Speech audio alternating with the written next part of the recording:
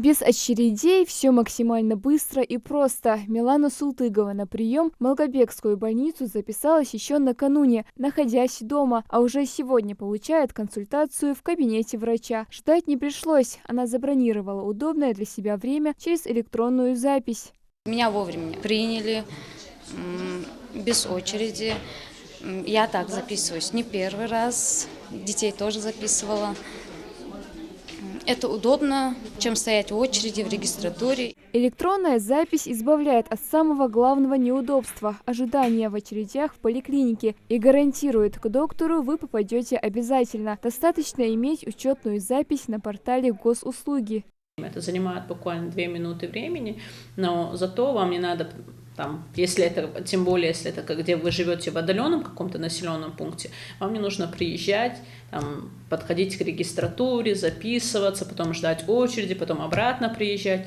Вы, сидя дома, заходите через свои госуслуги. Я думаю, госуслуги сейчас есть у всех. Можно записать через госуслуги не только себя, но и родных, например, бабушку и дедушку, которые не умеют пользоваться интернетом. Если вдруг планы изменились, отменить прием также можно через приложение. Не стоит переживать за сохранность персональных данных. Они не передаются и хранятся только на госуслугах.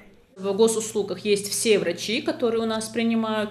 Расписание меняется в зависимости от того, если врач ушел в отпуск, на больничный, еще что-то. То есть периодически обновляется информация по врачам.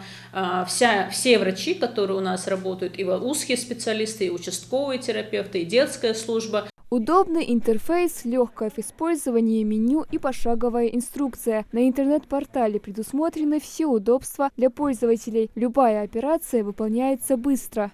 Переходим на сайт госуслуги в раздел «Здоровье». Здесь идет у нас запись на прием к врачу. Начать. Кого мы хотим записать? Себя, ребенка или любого другого человека. Давайте запишем себя. Выбираем регион, наш Ингушетия. Выбираем поликлинику и врача. Выбираем, к какому врачу мы хотим записаться. Например, на сегодняшнее число, в 13 часов. Записаться на прием к врачу.